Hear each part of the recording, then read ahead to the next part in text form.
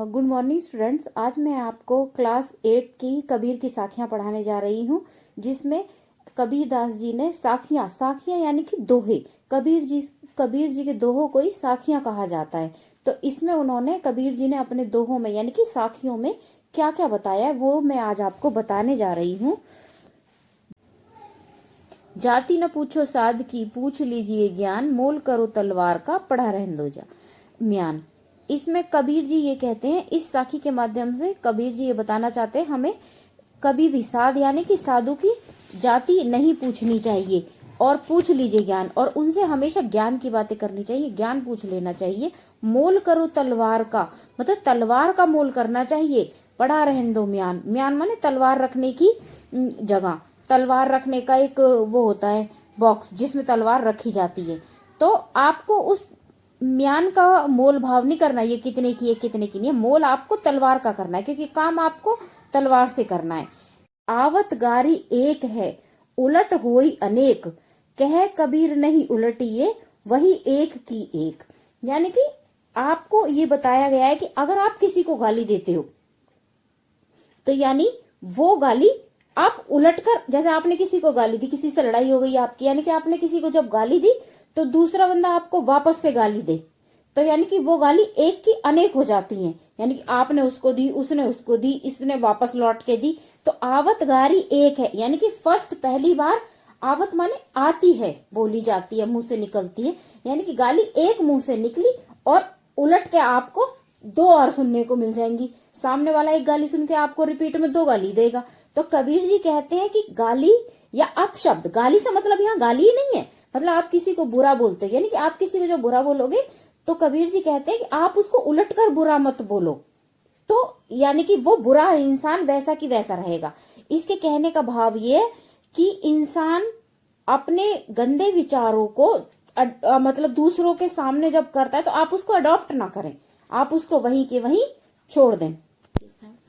माला तो कर में फिरे, जीभ फिरे मुंह मा, और मनवा तो दसू फिरे, यह तो सुमरे नहीं। यानी कि कबीर दास जी कहते हैं कि माला तो हाथ से फेरी जाती है।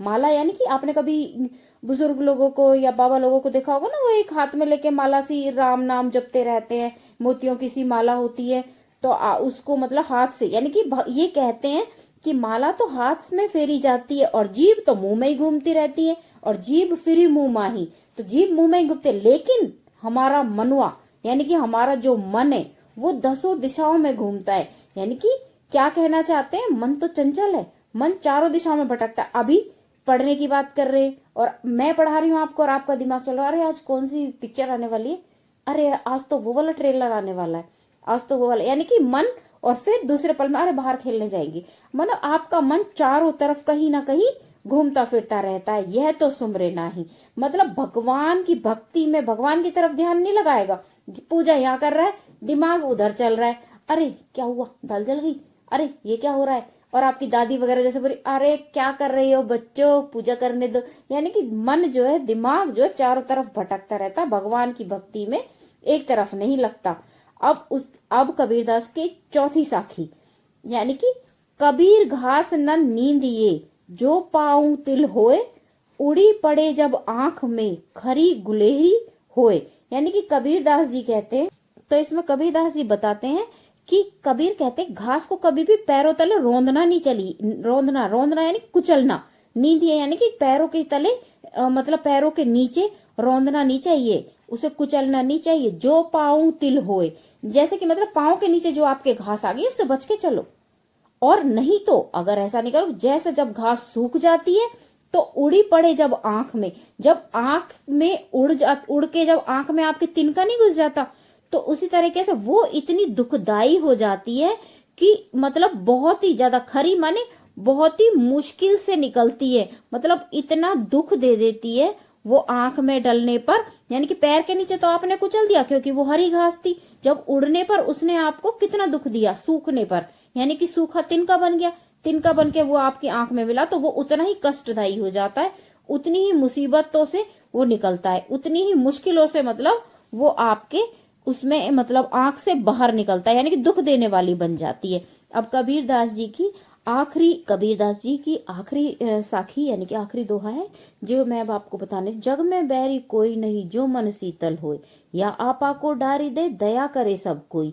यानी कि कबीरदास जी कहना चाहते जग यानी कि संसार, दुनिया, इस दुनिया में बैरी यानी कि दुश्मन कोई नहीं है अगर आपका मन शीतल, शीतल यानी कि शांत, ठंडा, कूल, मतलब आपका मन अगर शांत होगा तो आपका कोई दुश्मन नहीं है। या आपा को डारी दे यानी कि या अगर आप स्वार्थी बन जाएं, मतलब किसी की परवाह ना करें, किसी को कोई ना करे, तो या दया करे सब कोई यानी कि आप स्वार्थ के वशीभूत होकर रहेंगे तो कोई आपके ऊपर दया नहीं करेगा।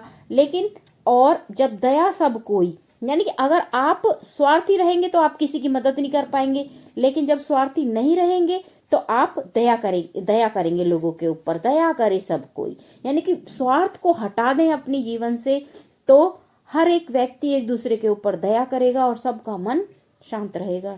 थैंक यू बच्चों। अगर आपको कुछ समझ में नहीं आता है इसमें तो आप मुझे कमेंट में पूछ सकते हैं। अगर आप चाहते हैं कि इसके प्रश्न उत्तर जानना, आपके इस प्रश्न उत्तर के कोई भी अगर आप उत्तर नहीं ढूंढ पा रहे हैं या नहीं समझ पा रहे हैं तो आप मुझे कमेंट में पूछ सकते हैं। आप मुझसे जान सकते हैं कि मैम इसका उत्तर क्या होगा, इसका आंसर क्या होगा। Thank you.